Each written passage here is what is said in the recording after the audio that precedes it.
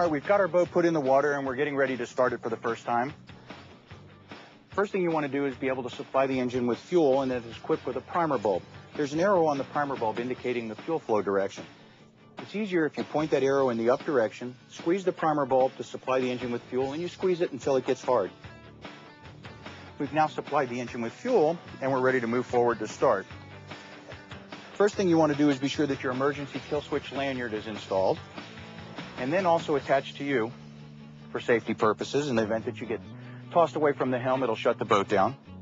We want to use the warm-up lever to give the engine a little bit of throttle, and we want to be sure that that's giving it throttle in neutral. This control uses a button to allow you to advance the throttle in neutral.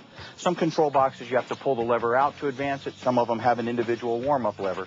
It's important that you acquaint yourself with the particular control in your boat. Now that you've got the kill switch lanyard attached, you want to be sure that there's nobody or nothing around your engine, so that when you start, you're not going to injure anybody in case it should accidentally start in gear. You now turn the key switch to the on position. This is one of the newer engines equipped with electronic fuel injection, so you would wait a few seconds for the engine to prime itself, turn the key, and start. And I think we're ready to go boating.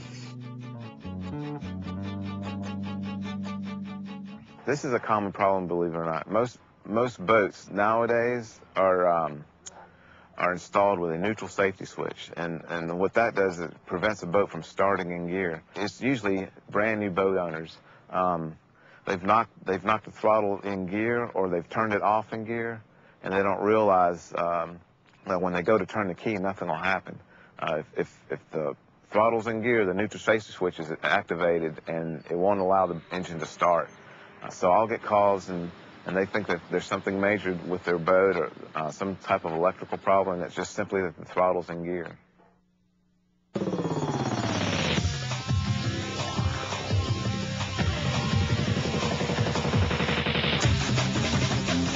On a new outboard, it depends a lot on the outboard itself.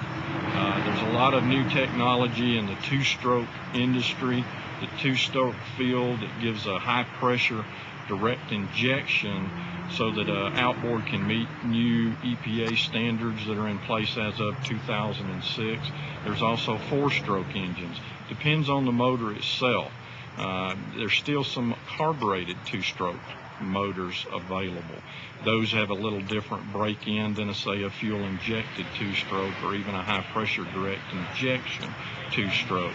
Those are going to basically be with a carbureted motor, you're going to do a double oil. In other words, you're going to put a little extra oil in the gas, whether the engine is an oil-injected engine or whether it's truly a mixed engine. That's just to give a little extra oiling during the break-in period, which usually lasts either 5 to 10 hours. Four-stroke motors are basically like your car engine. There's really not a whole lot of break-in to do to them. The only thing you want to do with a four-stroke engine is just vary your RPMs for the first 5 hours.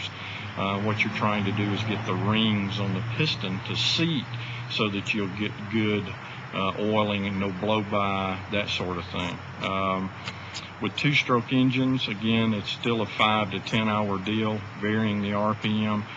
Some two-strokes don't want you to get above 3,500 RPM for the first 5 hours. Some you can go above that, just don't hold it at a steady RPM.